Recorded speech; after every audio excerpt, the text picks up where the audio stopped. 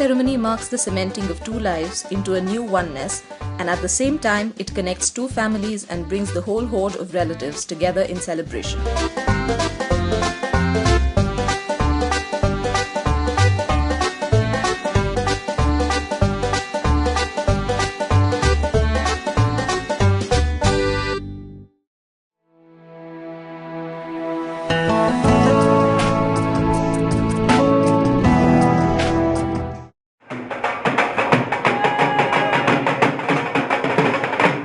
A typical Hindu wedding is usually an extended, noisy and happy gathering of family and friends over plenty of food and delicacies.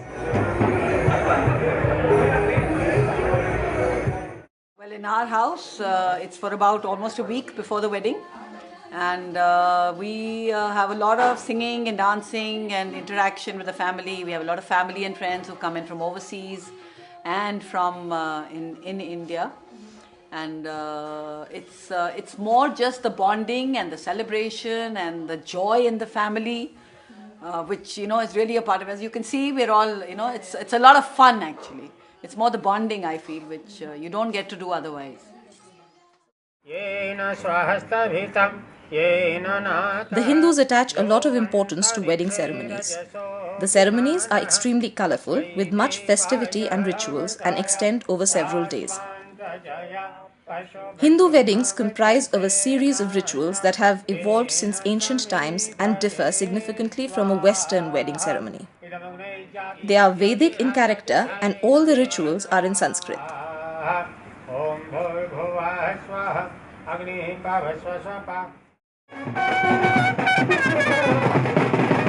There are variations in Hindu weddings from region to region depending on social class, wealth and castes.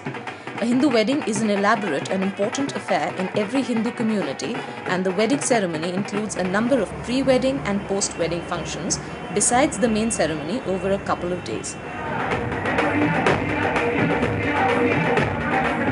The pre-wedding ceremony includes the engagement, the Mehendi or henna ceremony, the Sangeet or musical night, Haldi or the application of turmeric, and the Baraat, the arrival of the groom's family and friends at the bride's residence, often in the form of a very boisterous procession.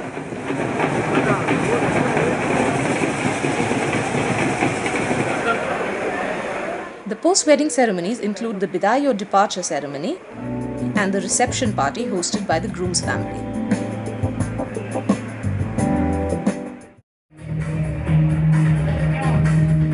Traditions have changed with the times, and now people are altering the ceremonies to suit their convenience and in keeping with the trends. The great big Indian wedding is now a thriving business with much fanfare to make it a special and memorable event for both families involved. Yes, we got to know last year that the children were to get married. So we've done it over a year, but because we've done it over a year, it's been very comfortable. We've done it over a year and done everything. We haven't had to rush, like you see people rushing last minute. That's why we're so relaxed, even though the wedding is in a few hours. And every member in the family has been involved. Yeah, so everybody sort of, just taken on whatever they could do and helped out. So it's been very comfortable. And we've had a lot of fun planning all the wedding functions and the ceremonies.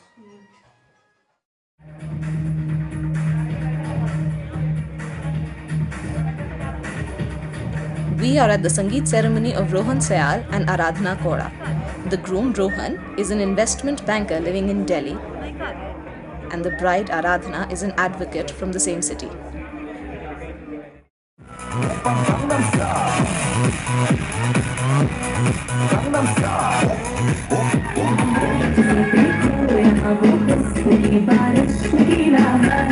The Sangeet ceremony kicks off the celebrations and is one of the most enjoyable ceremonies of the wedding. At the Sangeet, friends, relatives and guests sing and dance all night to celebrate the upcoming nuptials. No Hindu wedding is complete without wedding songs and dancing. The Sangeet ceremony is held a few days before the Mehendi or henna ceremony and is an evening of merriment with friends and family amidst the hectic activities preceding the marriage. In the past, only the women folk would attend the Sangeet, but now the men folk have started participating with equal fervour. It was initially a North Indian wedding tradition, but it is now catching on with other communities as well.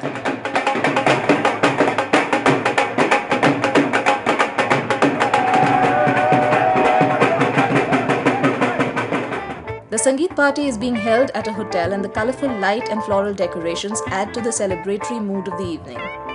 The groom's father, Sanjeev Syal, welcomes the guests to the Sangeet and is later joined by his wife, Kavita.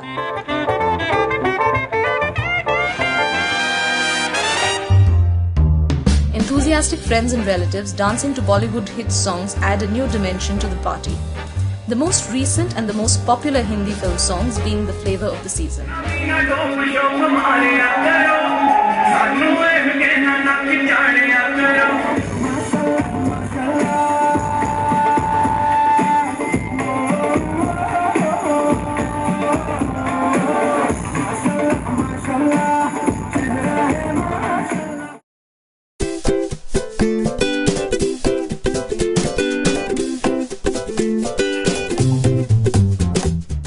Mehendi is yet another traditional and exciting pre-wedding ceremony. Mehendi or henna is one of the 16 essential adornments of the bride, and her beauty is considered incomplete without it. The Mehendi ceremony usually takes place a day before the wedding. According to tradition, Aradhana, the bride-to-be, will not step out of her house after this ceremony.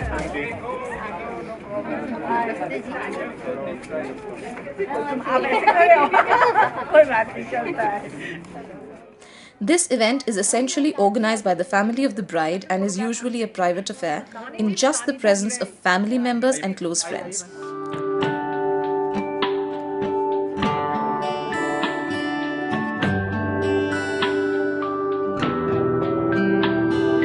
Significance of henna is the hands look very beautiful. First, let me say the aesthetic part.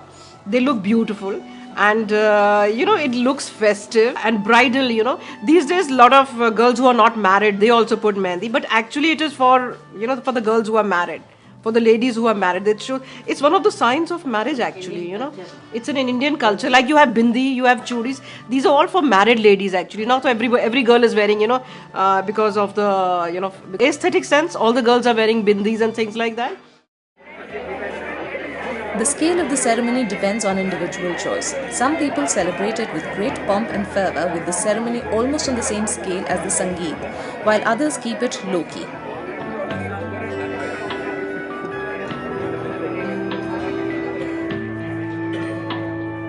A Mehendi expert is called to apply the henna paste on Aradhana's hands, arms and feet. It is believed that the darker and deeper the henna stains, the greater the love from the future husband for the bride. The ritual of Mehendi signifies the strength and power of love in a marriage and is considered a good omen for the future bride.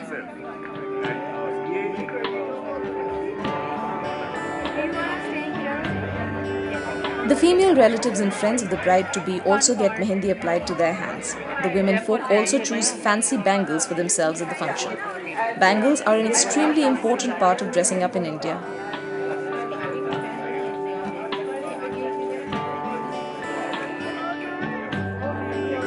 The groom's family decides to join Aradhana for the ceremony and is welcomed warmly by her family.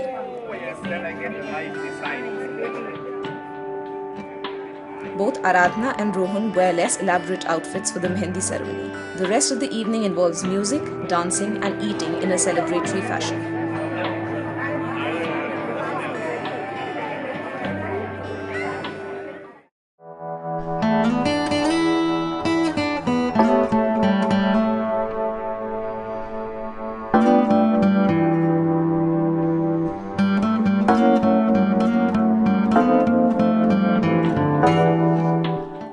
Chuda or bangles are one of the most important accessories for a married Hindu woman. Punjabi chuda has great significance in the wedding. It denotes the marital status of a woman and also signifies prosperity. Aradhana's chuda ceremony is being held on the morning of the wedding day.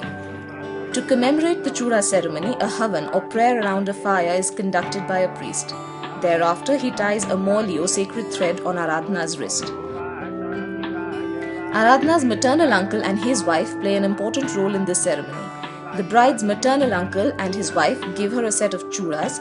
They do not eat anything till the ceremony is complete. After the ceremony, everybody touches the chura to bless it, and then Aradhana puts it on.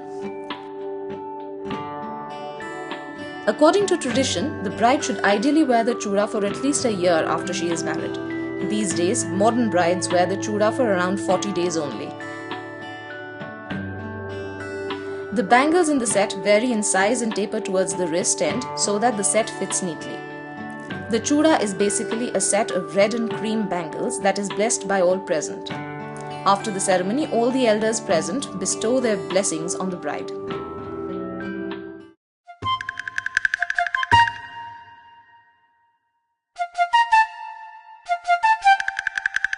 The Haldi ceremony is a major part of the Hindu wedding and is an interesting ritual. It is celebrated a day before or on the day of the wedding itself.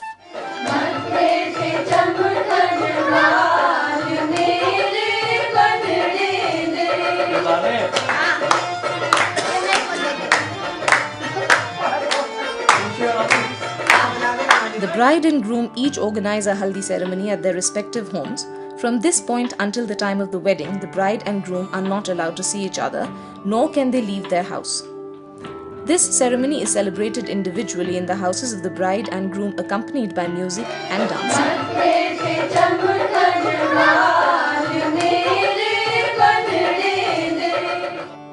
As part of the ceremony, haldi or turmeric paste is applied to both the bride and the groom by their relatives and friends. Traditionally, an Indian bride wears yellow or saffron-colored clothes for this function. The haldi paste is supposed to impart a glow to the skin of the couple to be married. The ceremony ends with a lunch organized by both the families of the bride and the groom in their own houses respectively.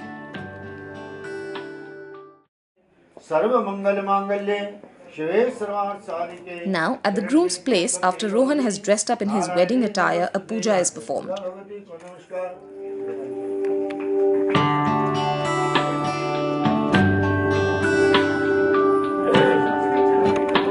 The groom's father or a senior relative ties the Sahara or groom's turban for him. The ceremony is known as Sahara Bali. The Sahara Bali is a small but important ritual of the Baraat.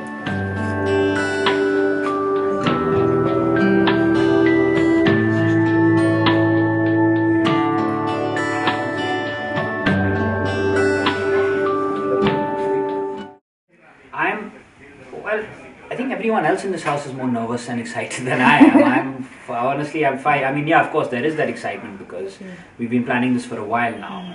We've known each other so long and not really nervous. Maybe I should be, I don't know.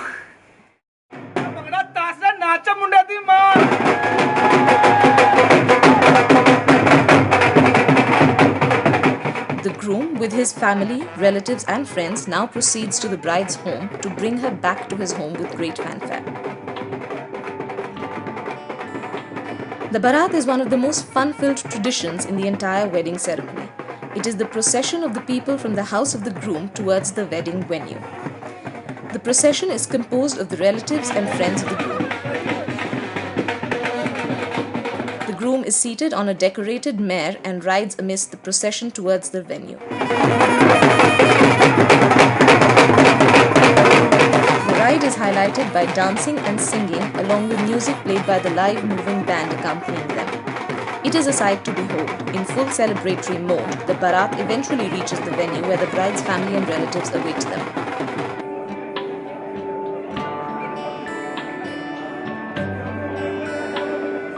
On their arrival, the members of the Baraat are greeted and warmly welcomed.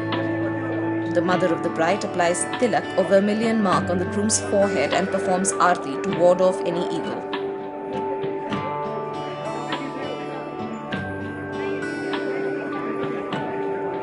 With the arrival of the Baraat, the ceremony of milni or introductions between the two families takes place. Here, parents, uncles, brothers and relatives meet and greet each other. They shake hands, embrace each other and exchange garlands.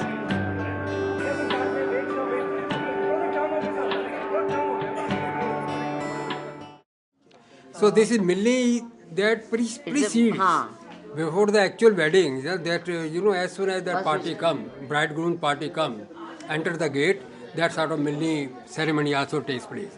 in Milli, as I've just said, sort of token money is exchanged, garlands are put in both from the bridegroom side and from the bride side.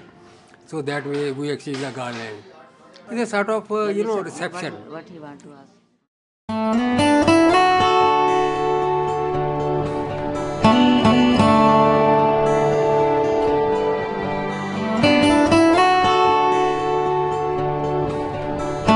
After the milni, the brothers accompany their sister or the bride to the mandap or the place where the wedding rituals are to take place. Aradhana is wearing the same attire that her mother wore on her wedding night.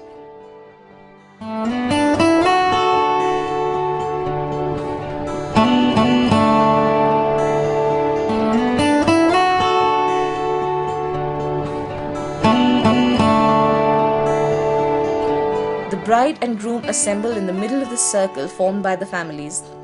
There they exchange floral garlands called varmalas in the Varmala ceremony to symbolize that they accept each other and will love and live together as one. Friends and relatives of the bride and groom indulge in teasing and fun at this point to celebrate this happy occasion.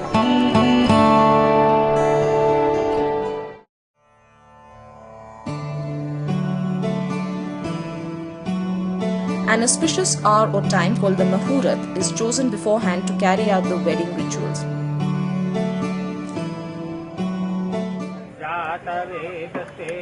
As the Muhurat approaches, the ritual of Kanyadan takes place, where the father of the bride gives away his daughter literally by putting the bride's hand in the groom's hand. It is after the Kanyadan that the Pheras begin. The Pheras, or the circling around the sacred fire, Agni. In a Hindu Punjabi wedding, the couple walks around the Agni or sacred fire 7 times.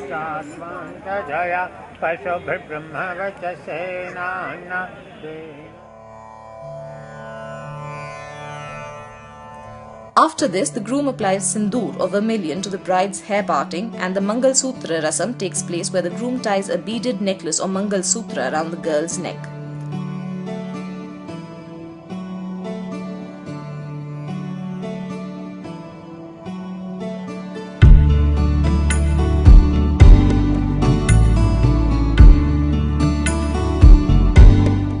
When all these rituals are over, the couple gets up to touch the feet of all the older members in the family and seek their blessings for a happy married life.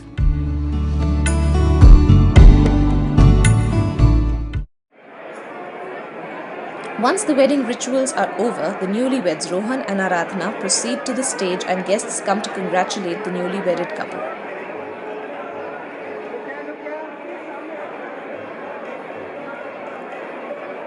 An elaborate dinner is served with a variety of exotic and festive foods.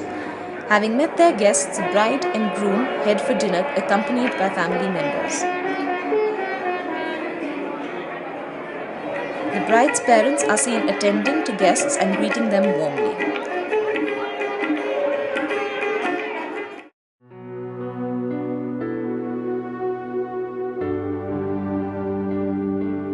Now it is time for the Bidai.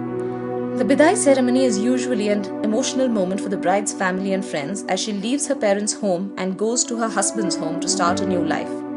Bidai is a new beginning for her as wife and bahu or daughter-in-law with a new family. She leaves her parents' home with tears of sorrow as well as hope.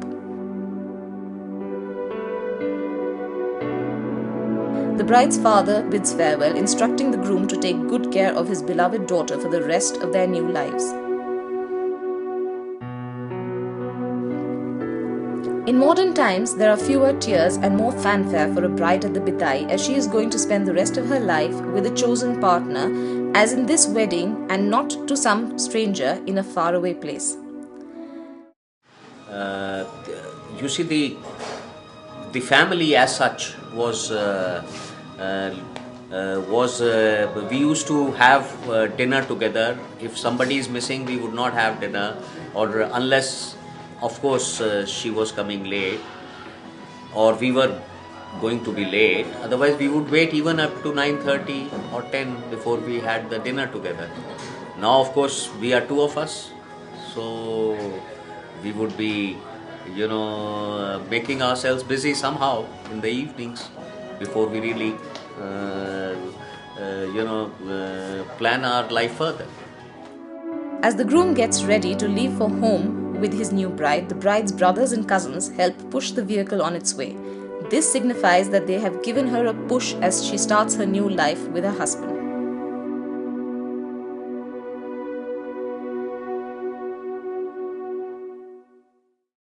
When we bring the bride, first we welcome her near the entrance. Then you have to put some oil from both sides on the main door and welcome her. A wedding reception party follows, hosted by the groom's family. This reception is held on the lawns of one of the best hotels in the city. The venue is beautifully decorated with flowers in keeping with the celebrations.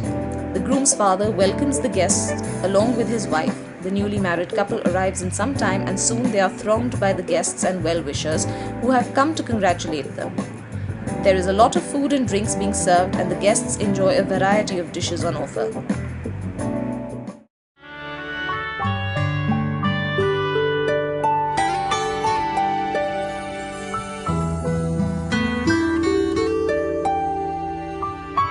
Rohan and Aradhana's wedding is a perfect example of a modern Hindu wedding.